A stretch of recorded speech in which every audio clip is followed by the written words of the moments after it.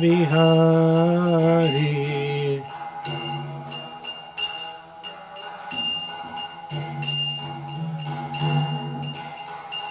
जय गोपी जन वल्लभा गिरिवरधारी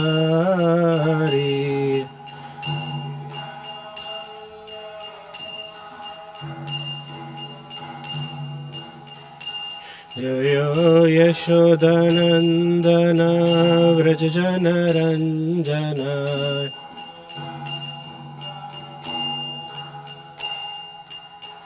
यशोदनन्दन व्रज जनरञ्जन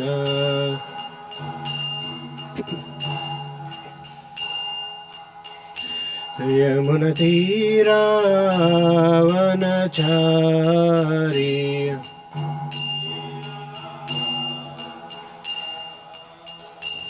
जय राधा माधव कुंज बिहारी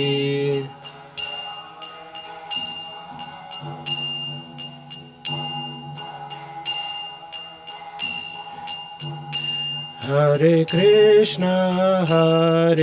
कृष्णा कृष्ण कृष्ण हरे हरे हरे राम राम राम हरे हरे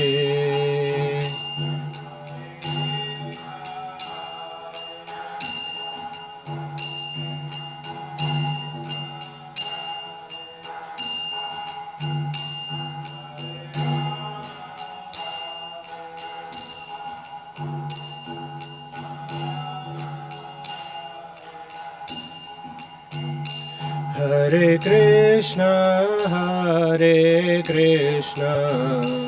कृष्ण कृष्ण हरे हरे हरे राम राम राम हरे हरे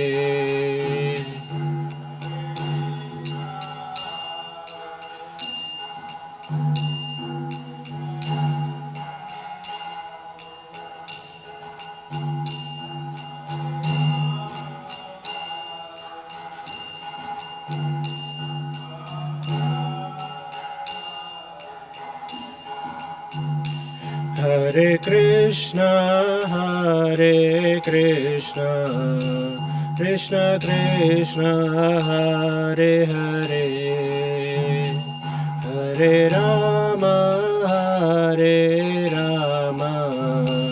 राम राम हरे हरे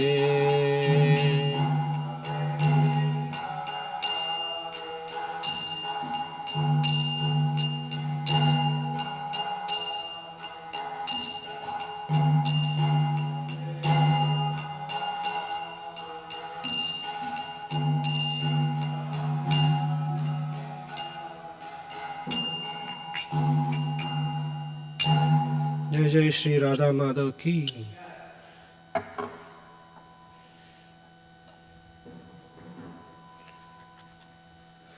ओम नमो भगवते वासुदेवाय।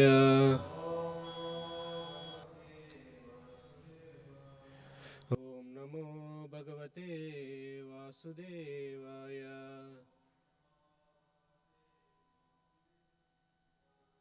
ओम नमो भगवते वासुदेवाय।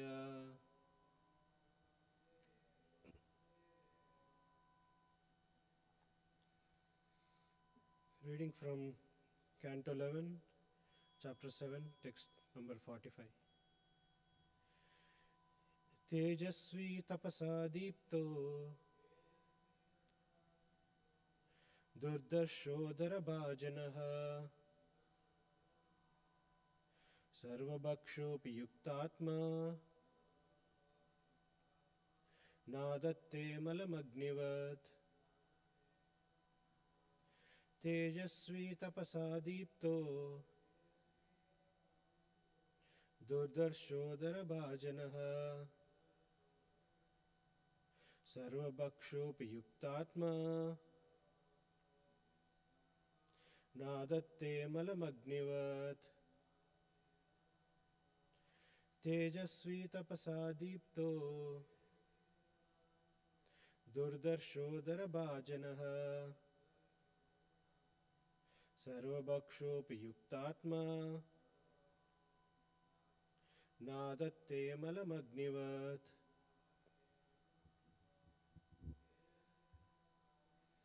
Tejasvi tapasa deepto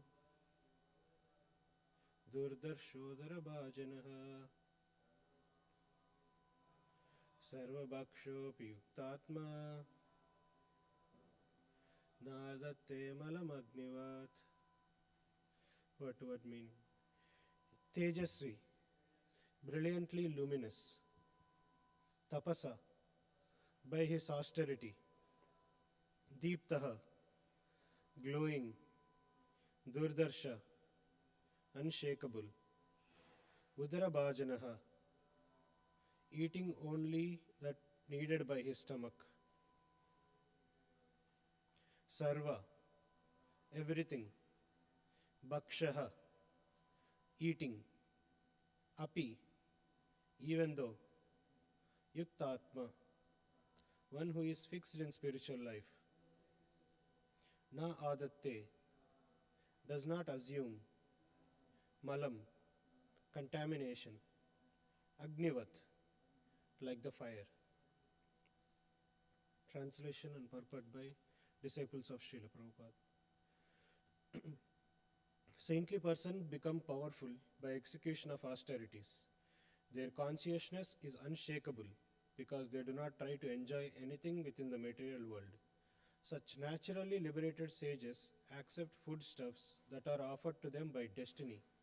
And if by chance they happen to eat contaminated food, they are not affected, just like fire, which burns up contaminated substances that are offered to it. Purport. The word Udarabhajana indicates that a saintly person eats only to keep body and soul together, and not for sense gratification. One should eat palatable foodstuffs to maintain one's body in a cheerful mood. However, one should not eat luxuriously because this will cause sex desire and laziness. A saintly person is always a perfect gentleman and is never greedy or lusty. Although Maya tries to defeat him by offering different material allurements, ultimately these attractive material features are themselves defeated by the spiritual power of a saintly person. Thus, one should never disrespect a spiritually advanced personality, but should worship him reverentially.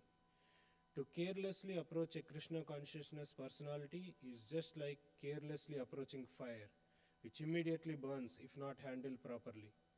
The Lord does not excuse mistreatment of a pure devotee. Om Jnanatimirandasya Jnananjana Shalakaya Chakshurunmilitam Yena Tasmai Shri Gurave Namaha Shri Chaitanya Manobishtam Sthapitam Yena Bhutale Swayam Rupa Kadamayam Dadati Swapadantikam Vandeham Shri Guru Shri Yuta Shri Gurun Vaishnavamscha Shri Rupam Sagrajatam Sahagana Raghunathanvitam Tam Sajivam Sadvaitam Savadutam Parijana Sahitam Krishna Chaitanya Devam Om Vishnu Padaya Krishna Preshtaya Bhutale Srimate Bhaktivedanta Swamin Nitinamine Namaste Saraswati Devi Gauravani Pracharine Nirvishesha Shunyavadi Paschatya Deshatarine He Krishna Karna Sindhu Deenabandhu Jagatpate Gopesha Gopika Kanta Radha Kanta Namostate Saptakanchana Gaurangi Radhe Vrindavaneshwari Rishabhanusite Devi Pranamami Haripriye Vancha Kalpa Tarubhyascha Kripa Sindhubhya Evacha Patitanam Pavanebhyo Vaishnavebhyo Namo Namaha Jai Shri Krishna Chaitanya Prabhu Nityananda Shri Advaita Gadadhara Shri Vasadi Gaura Bhaktarunda Hare Krishna Krishna Krishna Hare Hare Hare Rama Rama Rama Hare Hare.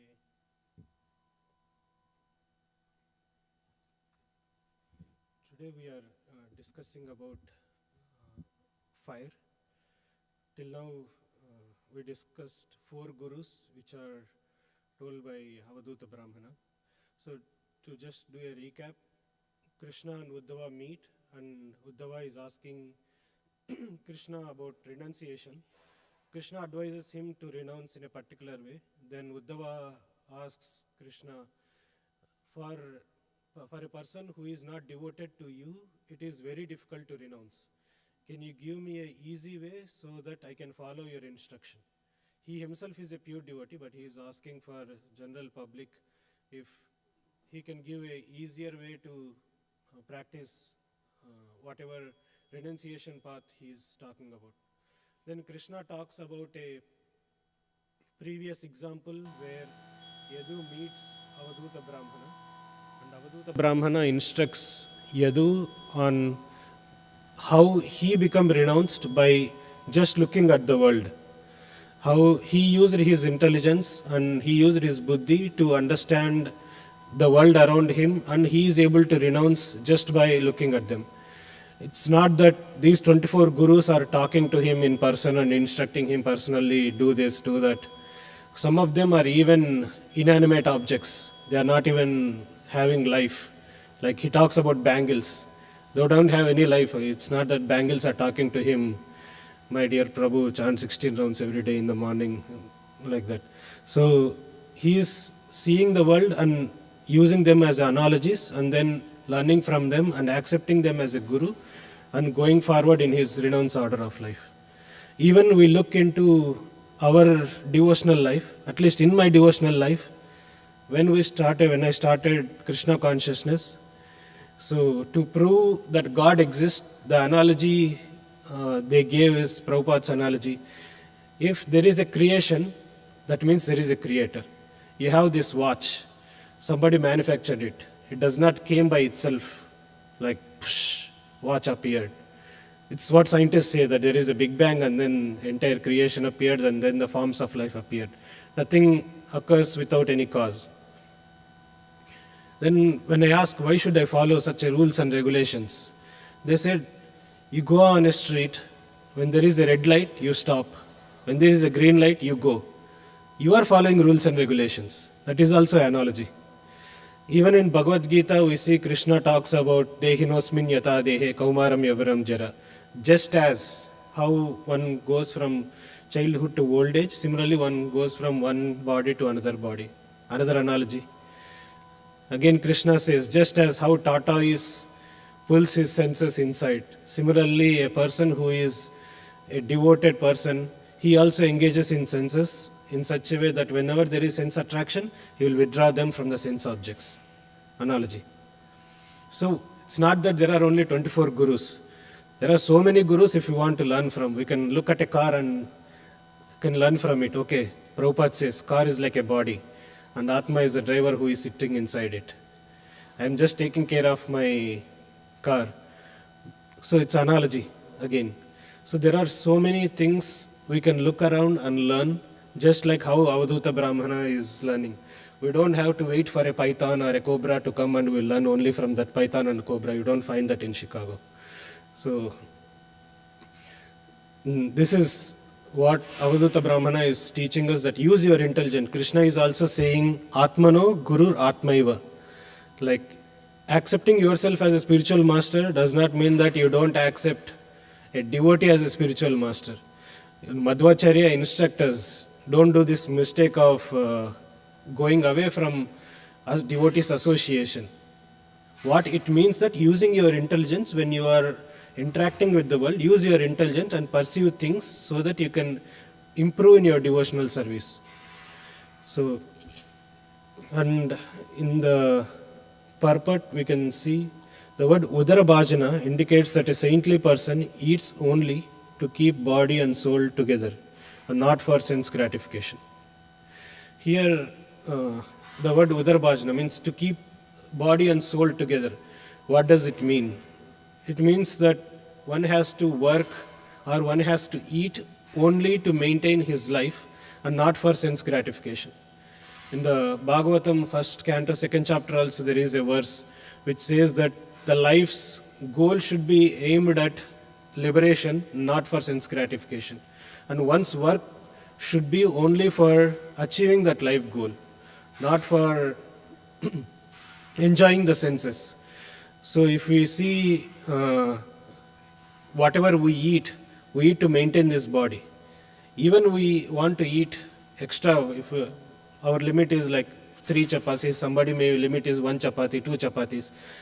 If you eat more than that, our body will get sick or will get lazy. If we eat a lot, we'll feel lazy and we don't want to do any work. And here it is said that one should not eat luxuriously because this will cause sex desire and laziness. Even Mahaprabhu warns in Chaitanya Charitamrita, in the Antyalila of Chaitanya Charitamrita also there are instructions that do not eat luxuriously, that it will be destroying your own Krishna Bhakti.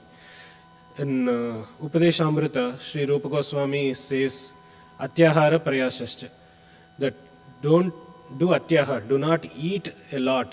It does not only mean eating a lot, does not only mean that eating food, it also means don't accumulate lot of things. It also means accumulating a lot of money. If you accumulate lot of money and keep it with us, then it will not help us in any way, and it will not, we think that okay, I will give this to my child, he will take it forward and he will give to his child. But what about our own life? By the end of this life, our child is not going to help us in any way. That we have to go ourselves ahead, and whatever we do in this life matters. How we use our money, how we use whatever facilities we have in Krishna's service. Like as everyone's duty, as a brahmachari's duty, like grihastha's duty, especially grihastha's duty is to use one's money for Krishna's service. Otherwise, he will become a krupana instead of a brahmana. A krupana is a miserly person. He has wealth, but he don't use it for proper purpose. And a brahmana is a person who knows how to use things on proper purpose. A krupana may have a Mercedes Benz and he use it for farming a field. The purpose is not to farm a field, it has to be drive on a high road. So a krupana, though he receive a human body, he does not use the human body for self-realization. So a brahmana knows how to use this human body. Actually, human body is meant for tapasya. When Bharat Maharaj, when Rishabhadev, he has 1,000 sons, he make them sit before him and he instructs his sons. My dear son, now you got the human body, do not use it just for eating, mating, sleeping and defending. Use it for tapasya. Tapo divyam putrakayana sattvam. He says tapasya. So not just any ordinary tapasya. Like everyone, even in material life, everyone does tapasya. A student will do tapasya. He want to watch movies, but he will keep the movies aside and he studies.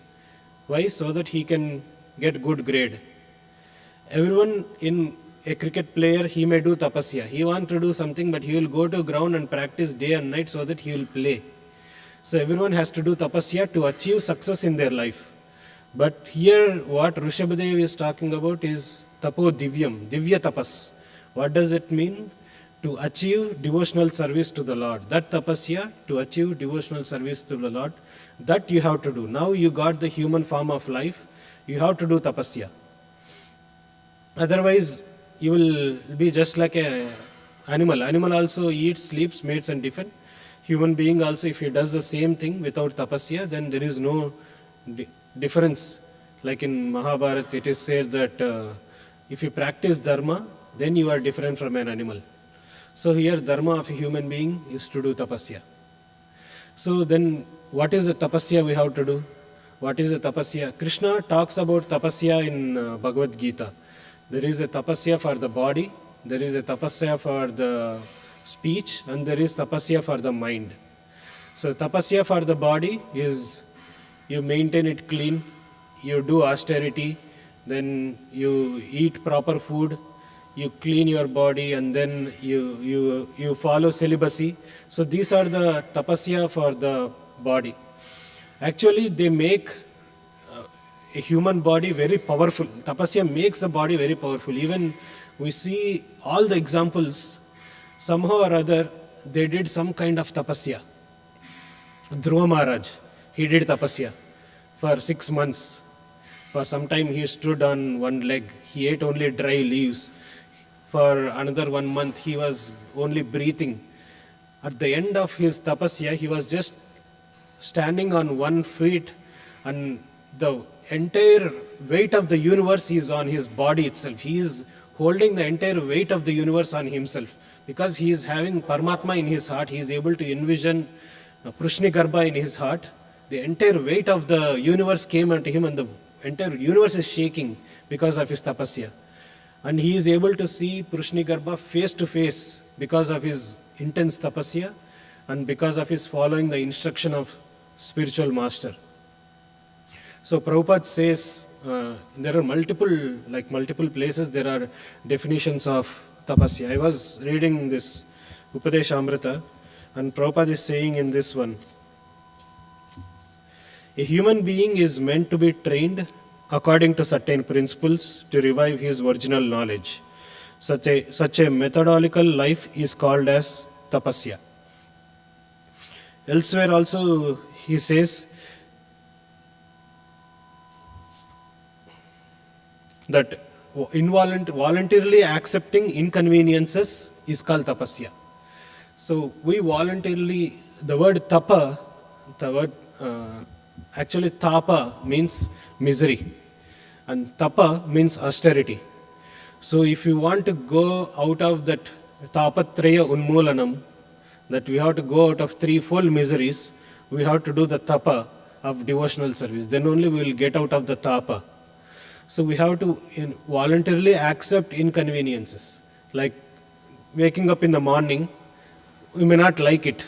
I don't like it. I don't say we. I don't like it to wake up early in the morning. But here all the brahmachari wakes up early in the morning, 3:30, 4 o'clock, and they do all the services. That is a tapasya. And by doing this tapasya, Lord is pleased. And when Lord is pleased, He awards the bhakti to those who pleases Him. So that is you are voluntarily accepting this tapasya. And Krishna also talks about speech, the tapasya, austerity of speech. He seeks that priya, like one has to speak in a priya vacha, that what do you call in English? Pleasant words. Yeah, pleasant. One has to talk in a pleasant way so that we don't hurt others. And that speech also, Prabhupada, like in the first verse of Upadeshamrita, urges. So whatever Krishna is saying, body, mind and speech, the same thing Rupa Goswami is saying in different words, like Udropastha Vegam, Vacho Vegam, Udropastha Vegam, Jihva Vegam, same thing, Jihva Vegam, speech. Udra Upastha Vegam, body. And then he types about Manasa Krodha Vegam. Manah Vegam and Krodha Vegam, mind. So the same thing matches with the Upadeshamrita. When Prabhupada mentions what to speak. So when we speak, we have to speak about Krishna Katha, mostly. I was thinking how one can speak about Krishna always, Krishna Katha always. Actually, one who is engaged in Krishna service, they always speak about Krishna Katha. Like when we are on, suppose our Shridharanand Prabhu is doing service in Sunday feast, and he is asking, take this vessel upstate, serve this, serve prasadam, and keep them. It's Krishna service. That is also Krishna service. That is Krishna Katha. So it is not something material he is talking about. He is instructing people, or he is talking about the thing, how to serve. Serve whom? Serve devotees. For whom? Krishna. So that is also Krishna Katha. So when one is engaged in Krishna service, then one will always talk about Krishna only. When one is engaged in any other activities other than Krishna service, then one talks about all the other nonsense. What is going on with the stock market, what is going on with that such a cricket player, who married whom, and what is happening in the, like in Nectar of Instruction, Prabhupada talks about different magazines, they talk so much nonsense. They are like frogs croaking, and they are inviting the snake to come and eat me. When frogs croak, the snake does not know where is a frog. it will croak and say, I'm here, come and eat me. It's like inviting, we ourselves inviting the time, the Kala Sarpa, come and eat me. I am done. In the entire life I have been croaking, doing nothing. So at the end of life, that Kala Sarpa will come and bite us. There is nothing we achieved at the end of life, because there is no talk about Krishna in life. But once talk about Krishna, the same Kala will come as like how a lion catches the cub of the lion. Though it catches with the mouth, it is taking care of the lion's cub. Otherwise, it is like attacking a deer, the same Kala. So similarly, Krishna will take us when we engage in his activities. It's not that Krishna is differentiating or Krishna is partial to one person, Krishna is impartial. It's natural. You are asking Krishna, I want to engage in your service. Then he is doing the same thing. We are asking Krishna, engage me in your service, he is giving service. He is taking you to Golaka so that you can engage in his service. And the other person, materialist, he is asking Krishna, I want to read this magazine. He looks at the magazine, okay, such a person, or he go to the golf course and he play that golf cart, take that bat and put the ball into the hole. So you are so much into that golf and hole consciousness, why don't you become a rat in that hole so that you can all the time you will be in this golf field? Because he is looking for that. So Krishna is just reciprocating to the person what he is expecting. Again, coming back to tapasya of the mind. Krishna talks about tapasya of the mind as santushtaha, like one has to be satisfied. Here also it is said, their consciousness is unshakable because they do not try to enjoy anything with this material world. Such liberated sages accept foodstuffs that are offered to them by destiny. So he is talking about the liberated sage, how they accept whatever come on their way.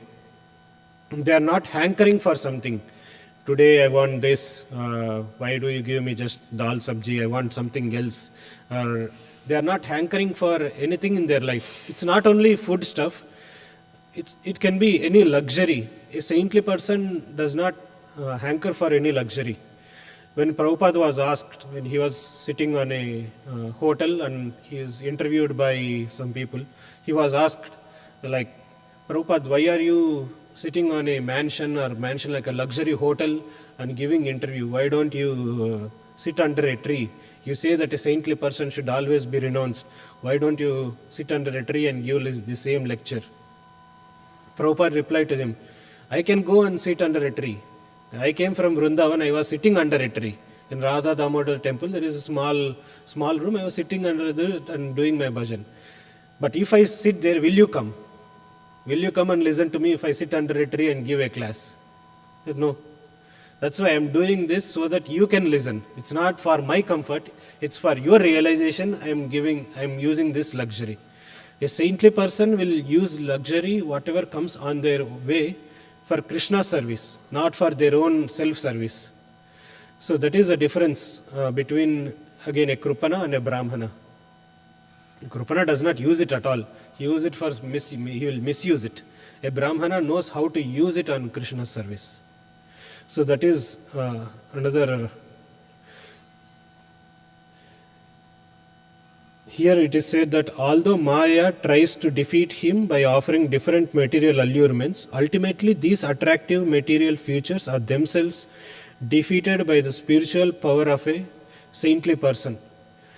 Throughout Bhagavatam and also lives of pure devotees, we can see in the life of Srila Prabhupada also, he was offered like luxurious cars, he was offered temples, big temples. Even it is a small temple, big temple, small room, big room. Whatever facility is given to him, he is satisfied. He is not at all attached to any facilities he was given. If he is given a golden ring, a golden watch, accept it. He is given nothing, accept it.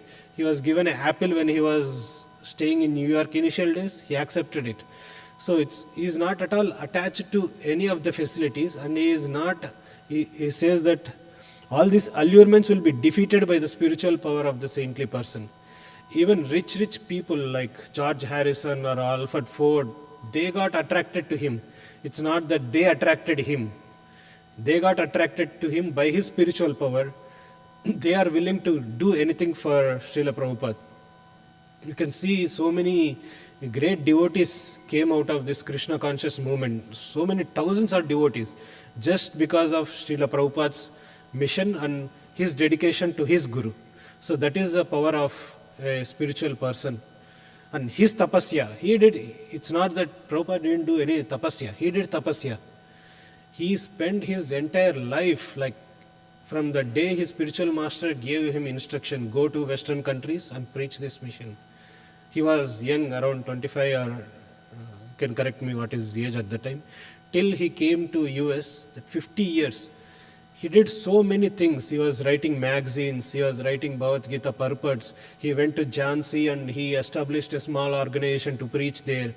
He used to go from place to place, so that even when he was in Vrindavan, he used to write that Back to Godhead magazines and go to printing press himself, print them, go on the street, distribute. There is an incident in Leelamrita, we read that he even got a sunstroke when he was distributing these magazines on the streets. So he did his tapasya and he boarded Jaladuta and he came to United States. He stayed in small place. He don't have a place to live. All this tapasya he did just for Krishna. And Krishna awarded with him with thousands of temples, so many devotees, and so much for the Chaitanya Mahaprabhu's movement. So everyone has to do some kind of tapasya to achieve. There will be some inconveniences in life. That is for 100% guaranteed. No one will say that there is no inconveniences. How we deal with the inconveniences will prove what we are. If we deal with them in angry mood, if we become angry at a person, the outcome is we will offend that person and we have to repent again that I offended. And because of that offense, we will lose all the whatever we have done till now, whatever we studied till now, all the intelligence is lost, all our capabilities are lost. We have to again start. Unless we please the devotee again, we can't get back on our spiritual life. It is said here that to carelessly approach a Krishna consciousness personality is just like carelessly approaching fire, which immediately burns if not handled properly. A Krishna conscious devotee or a pure devotee is like fire. If we mistreat him or if we carelessly go to him and handle him like a normal ordinary person, it's like you are playing with the fire. You don't expect that, oh, I don't know that he is such a pure devotee. If you touch fire, it will burn. Similarly, a Krishna consciousness person, if you deal with him carefully, it will burn all your material life. It will burn all your papa away. It will burn all your kama krodha away. But if you approach him carelessly, it will burn all the things which you achieved, all your intelligence, all your long life. Even your lifespan will be reduced if we offend a devotee. It is said in, I think, 11th canto or the end of 10th canto, when Vasudeva meets Narada Muni, there is an instruction that if one offends a devotee, he will lose his long life, he will lose his intelligence, he will lose all the charity work he did, all the pious activities he did, everything, all the merit he will lose just by offending a devotee. One example is Saubhari Muni. He was a great tapasvi. He was meditating underwater in Yamuna, and he did that for thousands of years. And during in this span of his tapasya, he was like he see the fish and everything, and he got attached to it. Because I am living with this, now they are mine. Something like that. So that he got materially attached. So what is the difference between material attachment and spiritual attachment? In material attachment, you have no attraction for Krishna, or it is a spiritual attachment will take you closer to Krishna. Material attachment take you away from Krishna. So that is the difference. So here he got materially attached to that fish, and when Garuda, he came to pick the fish, which is his natural food. It's not that a pure Brahmana in human body is taking and eating a fish. He is Garuda, he is an eagle, and his natural food is eating fish. So when he came to pick the fish, he cursed them. If you come back again, then such thing will happen to you, and I will banish you from this place. And Garuda didn't just mind. Okay, I will go to another spot. He went to another place. But what happened to Saubhari Muni later? He may have seen so many fish mating before also. In his all thousands years of tapasya, there are so many new fishes are coming. It don't come out of blue. They have to mate and bring the new fish comes, right? So he has seen so many fishes mating before also. But this time, when he saw the fish mating, he got that in his mind that I also have to do something like this. That means what happened to him? He lost his intelligence. Why he has lost his intelligence? By offending a devotee, Krishna, who is the awarder of intelligence, he can also take away the intelligence which he gave. You offended my devotee, I gave you this, I will take you this, take away whatever I gave you. So he took away the intelligence which he gave him. Once the intelligence is lost, gone. Then he lost his celibacy also. He goes to a king, I want to marry your daughters. And king says, okay, I can't speak for them, you go and ask them. The daughters reject him because you are stayed in water for a long time, all his full body is wrinkles and everything, you are an old person, what will we do with you? Then he goes and he uses all his tapas power to get a better body. Then he becomes young, healthy, and now he go to that. He did tapasya to become a spiritually advanced person. Now he is using that same power to get a young body so that he will go and enjoy with the woman. He knows that if he will sit in water, he will get wrinkles. And he was willingly able to accept the tapasya. Why? Because so that he can advance. But now what he used that power for? Getting a better body, which he had before. So he went back to the earlier life where young body, I want to enjoy life with women and everything. Then he married all the 50 daughters. Then he went on living like that for thousands of years. He tried different ways of enjoyment. At the end, he got frustrated. Then again, he has to go back, do again tapasya, and repent for the mistakes he did, and then he has to achieve the life perfection. So one has to be very careful, like we can learn from this, one has to be very careful when dealing with devotees. Actually, not only with devotees, Mahaprabhu says, do not offend anyone. Not only devotees, do not offend anyone, because we don't know who they are. Who knows that he may become a devotee in future. In case of Dhruva Maharaj, Suniti and Suruchi. So when she offended Dhruva was not a pure devotee at that time. Dhruva became a pure devotee after 6 months. Then when Pushnika Abba came to him, he said that, okay, I will give you this Dhruva planet, this planet of mine, you can rule there for thousands of years. And he also tells that at a certain time, your brother, who is the son of the stepmother, he will die by Yaksha. He will be killed by Yaksha. So you can see that not only a devotee, current devotee, a future devotee also we can't offend. And who is a future devotee? Everyone is a future devotee. So don't offend anyone. Mahaprabhu says, simply chant Hare Krishna, don't offend anyone. This is enough to take you back to Godhead. We have to take this instruction very seriously. At least I have to take this instruction very seriously. I offend so many people. And especially with our speech, it should be priya. It should be very pleasant speech. Any speech, if we talk to a person unpleasantly or with malice, we are surely going to lose all our intelligence. It's not that we can say, okay, I don't like this devotee and I can think bad of him. I had a recent experience also, and I will. There is another devotee who, in a lecture I heard, if you think bad of a person, or if you talk bad of a person, not in front of him, but away from him or to another person, Your consciousness will be fully with that bad image of that person or bad thoughts of that person. When that person comes in front of you, there is a high chance that you will lose that control and you will surely say a word to him. That is surely will happen. If not today, after 10 days, you will constantly thinking bad of that person and you will use some other bad words in your mind. If you are not in straightforwardly telling him that you are like blaspheming him, but you are doing that in your mind. It's not that in Kali Yuga, if you do that in your mind, it will not. That is true. If you do it in your mind, it will not affect. But what will happen, what the impact of thinking that in your mind is, eventually you will do that. You will say it straight to his face and you will offend him, and then you will have to repent for that. So even in mind also, we have to keep the thoughts pure.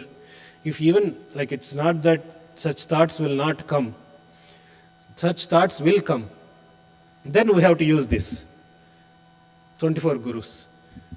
Like earth, I have to bear that person. How earth is bearing so many people.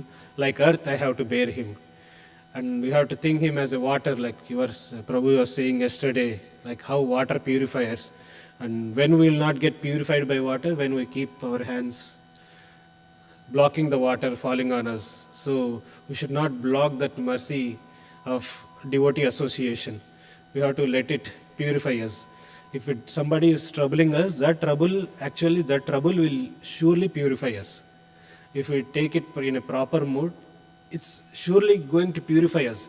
We may think that, oh, it's troubling me for a month or 3 months or 6 months.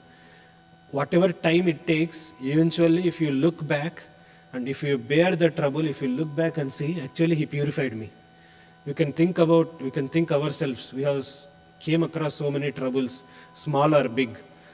We can look back and say, actually that made me a better person. But if you acted in a different way, actually I became a worse person because I acted in such a way long time back. Long time back I offended that devotee. I should have not have done that. If I had acted in a better way, I may have a better relationship. So we have to use these 24 gurus. Not only 24 gurus, unlimited gurus. We can look at the world and learn from so many analogies. There is another story which comes to my mind is of Kapila Muni and sons of Sagara. It is there in Srimad Bhagavatam 9th canto and also in Ramayana. So this Sagara is a great king. He comes in the lineage of Sun dynasty, Surya Vamsha. So he decided to do Ashwamedha Yajna. So he has 2 wives. With one wife, he has 1 son. With another wife, he has 60,000 sons. Actually, the mother of the 60,000 sons is sister of Garuda. So these 60,000 sons, he instruct them that let's do Ashwamedha Yajna and you do all the arrangements. They make all the arrangements, they bring the horse, they keep the horse there and they are doing something else, and Indra comes in disguise and he will take the horse. Just like he did in the Prithvi Maharaj pastime also. Whenever he feels insecure, take the horse and run away. So he takes the horse and he will hide it. This Sagara, he says to his 60,000 sons, I don't know what you do. You divide this entire earth among yourself. Actually, he says, everyone takes 1 square yojana, and one person, all 64,000 people, you search the entire earth, dividing the earth into 64,000 pieces, search the earth. They will search the earth, they don't find anything. In this process, they disturb the whole ecosystem, because when they are searching, they break the trees, they dig holes, they do so many things. The demigods will go to Brahma and pray, what is the 60,000 people are doing? He says, don't worry. There will be a time when they will go and offend Kapila Muni, and that will be taken care of. They will go back to his father. Father, we searched the entire universe, we didn't find anything. He says, then search under the universe.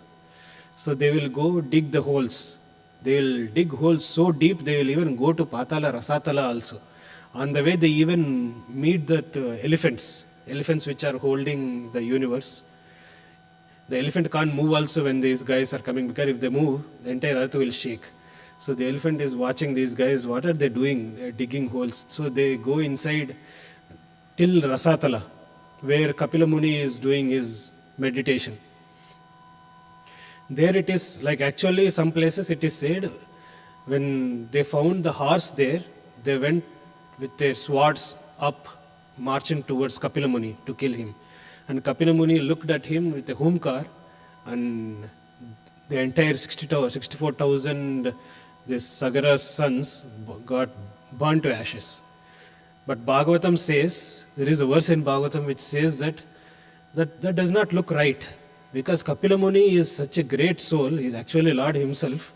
How can he act with anger? Because anger is in the mode of ignorance. How can he become angry at some people? He didn't become angry and he didn't burn them away. Actually, the offense itself burned the 64,000 sons of Sagara away. Because they offended him. The offense itself burned them.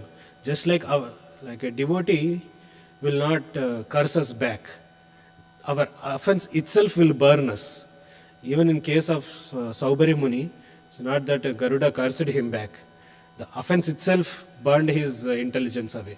So here also in the Kapila Muni pastime, the offense itself burned them to ashes. And then Sagara has another son. He is a little mischievous person. He just pushes children onto that river. So Sagara banishes him, but he keeps his son, like Sagara's grandson, Anshuman, I think. Anshuman. He lives with Sagara. So he instructs Sagara, your 64,000 sons, they went to bring the horse. They are not back. You go and get that horse back. How long I has to wait for this Ashwamedha Yajna? So he will send him. So Anshuman goes. And he is a person, it says, in Ramayana, it says, he has Priyavachana. He speaks pleasantly. He offers prayers to Kapila Muni and he speaks pleasantly with him. And he also, on the way he meets Garuda, he also speaks with him. And he gets the instruction that you will get your horse back. But this 64,000 people, there is no water in this Rasatala planet so that you can wash and offer tarpan for them. You have to bring Ganga down. You have to wash them with the water of Ganga. Then only you will get them liberated. So he takes the horse and go back to Sagara, and Sagara performs the Ashwamedha Yajna. Another thing we can learn from this life of this entire pastime is determination. Really, like Sagara, he is not able to achieve bringing Ganga from heaven. He is not able to achieve in his life. He ruled maybe for 30,000 years or more than that. And later Anshuman also tried. He is also not able to achieve bringing Ganga down from heavenly planets. Later, his son, Dilipa, his entire life went on planning only. He didn't try it also. He just planned how to do this. And he is also not able to do it. Later came next generation, Bhagiratha. He got a plan. He didn't think that now I will do it. My old generation, they are incapable. He thought, this is a service for me which my ancestors left. They didn't do it because so that I can do it. Like same Prabhupada's mode that Prabhupada, it's not that Chaitanya Mahaprabhu was unable to spread this mission over the entire world. It's not that Bhaktisiddhanta Saraswati is not able to go to the entire world and preach this message. They left this for me so that I can be benefited. So this is a service for me. Bhagiratha accepted this service of bringing Ganga down as like a blessing from his ancestors. He performs tapasya, just like Dhruva Maharaj. He initially starts with a little food, and he goes to this Gokarna. He put all 5 types of fires around him, and he does tapasya. Thousands of years he does tapasya, and then Brahma comes. What do you want? He does not ask anything for himself. I want my ancestors to be liberated, so I want Ganga to come down. He says, okay, tadastu. What else you want? See, now I did thousands of years tapasya. All my youth is gone. But I want a son. How can I? Otherwise, how will Lord Ram will be born in the future? If he don't have a son, that ends the dynasty of Ikshvaku. So he says, I want a son so that my great lineage will continue. Yes, okay, tadastu. Then Ganga will come down. It's not that his tapasya stops there. When Ganga is falling down, he says, Ganga is so force. She comes with such a force, it will destroy the entire earth. You want some barricade or something to hold. Then who can hold it? Okay, Lord Shiva can hold it.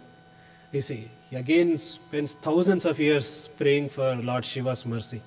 Then Lord Shiva come to him, what do you want? I want you to hold Ganga. Then Ganga will fall on Shiva's head. At that time, Ganga was thinking that I fall at such a force that even Shiva can't hold me and I will go straight to Rasatala. And Shiva knows what's in everyone's mind and heart. Then he says, okay, I will teach you a lesson. Then he holds her in his jata. That Ganga is in his, he traps Ganga in his jata. Now again there is obstruction. Again Bhagiratha's mission is blocked. Then again he does thousands of years of tapasya to please Shiva. Again he releases Ganga and Ganga falls on the earth. He takes, Bhagiratha is going on chariot and Ganga is following him. That does not stop there.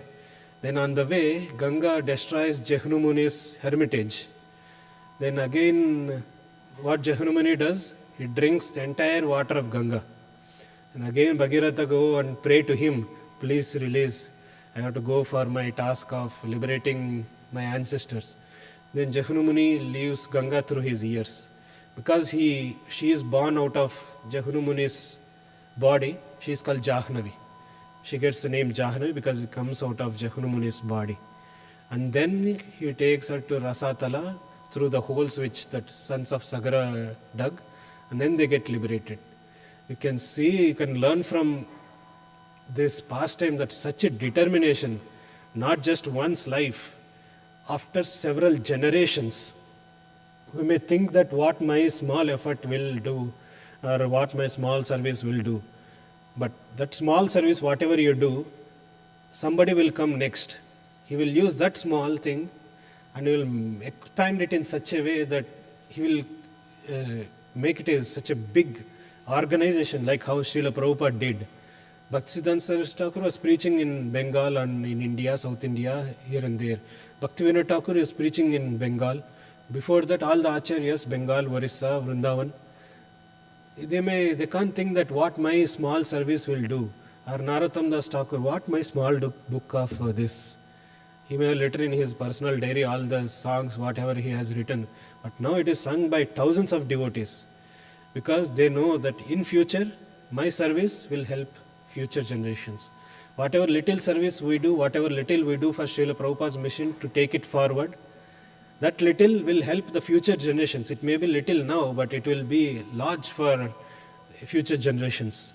So we can't just take it for granted and okay, we'll just leave it. But we have to, whatever it is, I will do it. Whatever, the results may not come now. The results may come out of after 10 generations. We may not be even there to see the results, but the results will be there, just in case in the life of Bhagiratha.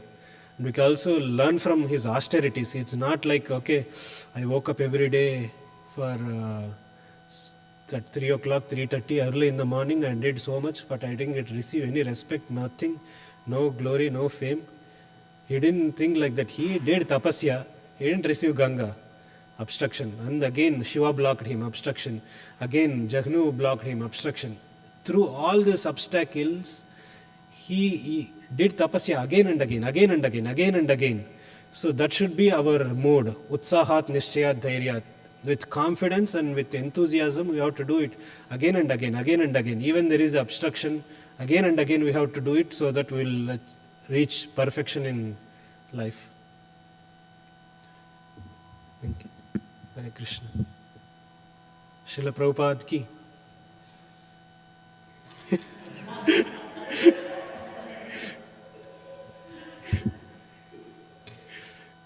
Questions, brahmacharis, they can answer each other's questions. You speak a little fast for me, Prabhu.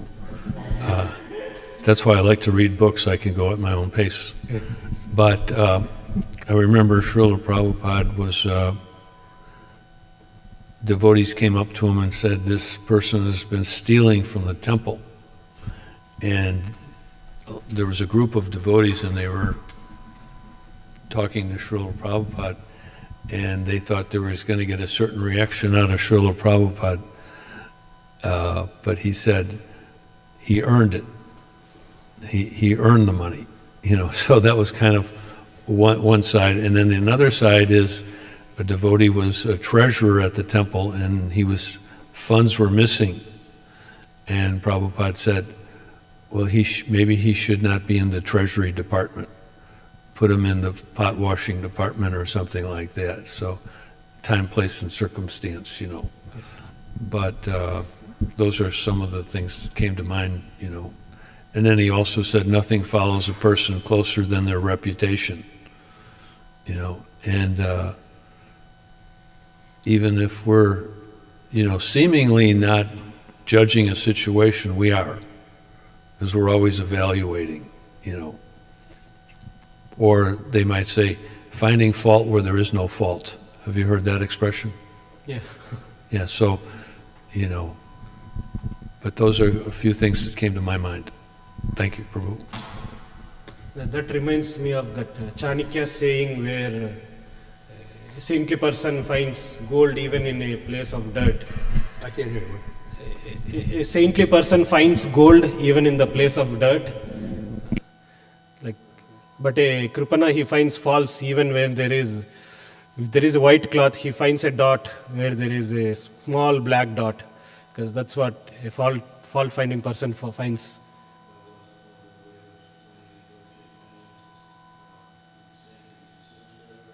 Yeah. Says he's eating too much or something like that. Yeah.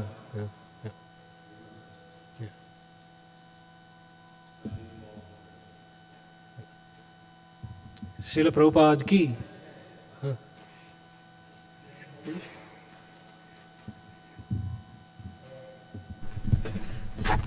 Hare Krishna Prabhu, thank you for a wonderful class. So Prabhu, you gave one example, you said, example of me, who think 24 hours, spontaneous Krishna consciousness.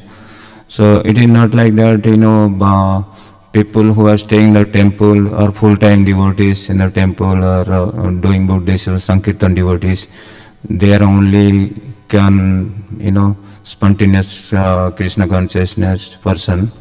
And also Prabhupada gave an example in Bhagavad Gita of a woman who is not who is unfaithful for her husband, and by doing all the activities in the house, thus he is spontaneous thinking of Krishna consciousness. So anybody who are doing service, doing job outside also 10 hours, 12 hours per day, so is opportunity for there also, they can think about Krishna after the job finish, how I do the other things for Krishna, and planning for the festivals, other things. So I think there are also, spontaneous Krishna consciousness persons, right? Yes, bro. I was thinking of this our Rath Yatra and Janmashtami festivals. Entire day we were packed in thinking about festival planning, how to serve and everything. I was like, that's the day, even though it's stressful, we are completely engaged in Krishna's service. But when we go for jobs, we have to think that, okay, this I am doing for Krishna. It's very difficult to write some code or go and work with a colleague and thinking, but that's what we have to do as a yoga. Srila Prabhupada ki.